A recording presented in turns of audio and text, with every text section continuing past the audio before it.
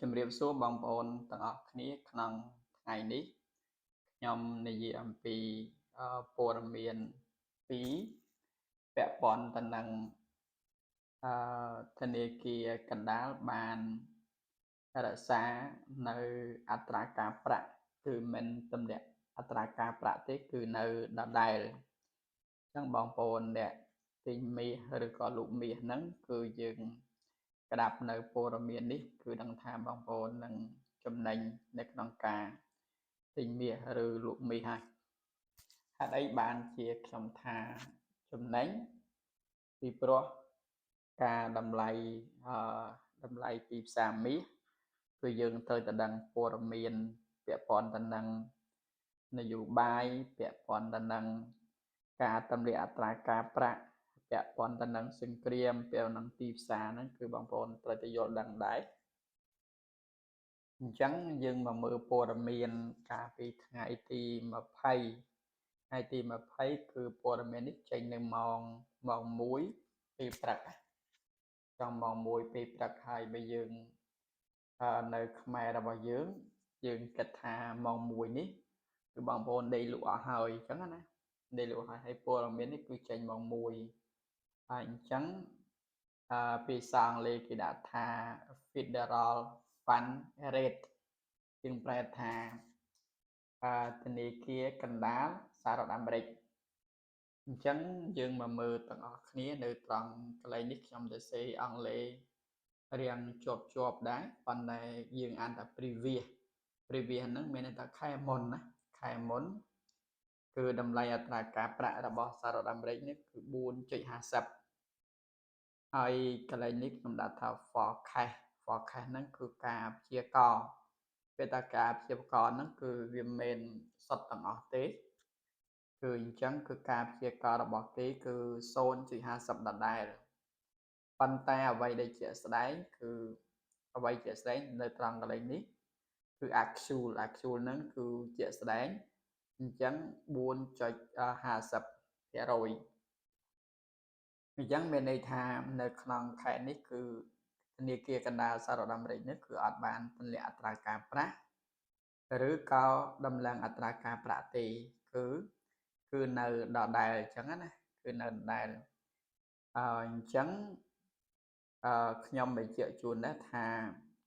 បន្ទាប់ពីព័ត៌មាននេះមាសនឹងគឺចាប់ផ្ដើមឡើងថាឡើងដោយវិធីសាស្ត្រណាអញ្ចឹងសរុបមក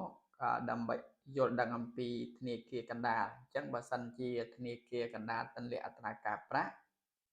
នាំឲ្យប្រាក់ដុល្លារហ្នឹងអន់ហើយមាសចាប់ផ្ដើមឡើងបើធនាគារកណ្ដាលរក្សាតម្លៃអត្រាការប្រាក់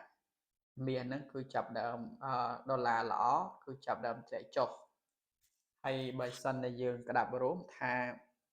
តម្លៃទីផ្សារនេះគឺមាសហ្នឹងគឺចាប់ដើមធ្លាក់ចុះបើសិនជារក្សានៅដដែលចឹងព័ត៌មានទី2ពាក់ព័ន្ធទៅនឹងរុស្ស៊ីនៅតែវាយប្រហារទៅលើប្រទេសអ៊ុយក្រែនដដែលគឺរុស្ស៊ីបានបើកយន្តហោះគ្មានអ្នកបើកបរបានសម្លាប់មនុស្ស2នាក់នៅឯប្រទេសអ៊ុយក្រែនអញ្ចឹងយើងដឹងពីព័ត៌មាននេះហើយ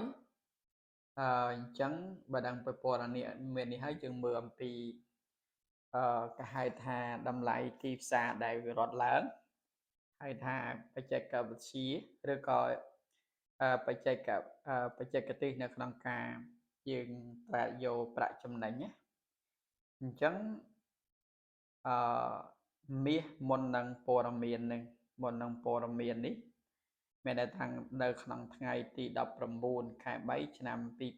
2025មាននេះគឺវាស្ថិតនៅក្នុង3028បន្ទាប់ពីព័ត៌មាននេះព័ត៌មានដែលខ្ញុំនិយាយថាមិញថា